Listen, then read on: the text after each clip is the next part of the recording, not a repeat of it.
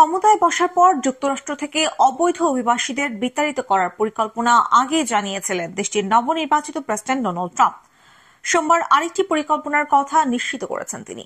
সেটি হল সীমান্ত নিরাপত্তা দিয়ে জাতীয় জরুরি পরিস্থিতি জারি করবেন আর অবৈধ অভিবাসীদের তাড়াতে সামরিক বাহিনীকে ব্যবহার করবেন তিনি। যুক্তরাষ্ট্রের বর্তমান প্রেসিডেন্ট জো বাইডেনের আমলে মেক্সিকোর সীমান্ত পেরিয়ে রেকর্ড সংখ্যক অভিবাসী যুক্তরাষ্ট্রে প্রবেশ করেছেন। এ নিয়ে অনেক আগে থেকেই চটে ছিলেন ট্রাম্প। সীমান্ত পেরোনো ঠেকাতে নিজের প্রথম মেয়াদে মেক্সিকো সীমান্তে প্রাচীর নির্মাণের কাজও শুরু করেছিলেন।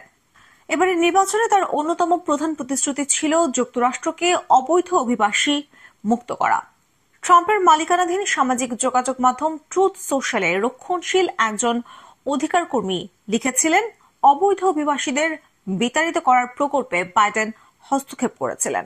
তা আবার আগের অবস্থায় ফিরিয়ে নিতে জাতীয় জরুরি পরিস্থিতি জারি ও সামরিক সরঞ্জাম ব্যবহারের প্রস্তুতি নিয়েছেন ট্রাম্প।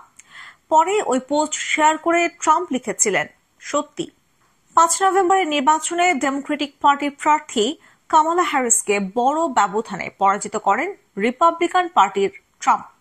আগামী 20 জানুয়ারি হোয়াইট হাউসে ক্ষমতায় বসবেন তিনি। তবে এর আগেই নিজের প্রশাসন গোছানোয় মন দিয়েছেন।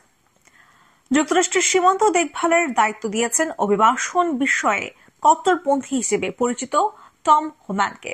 মার্কিন সরকারের তথ্য অনুযায়ী যুক্তরাষ্ট্রে বর্তমানে 1,10,00,000 মানুষ অবৈধভাবে বসবাস করছেন। ট্রাম্প যদি পরিকল্পনা অনুযায়ী অবৈধ অভিবাসীদের তাড়ানো শুরু করেন তাহলে তা সরাসরি প্রায় 2 কোটি পরিবারের উপর প্রভাব ফেলবে বলে আশঙ্কা করা হচ্ছে।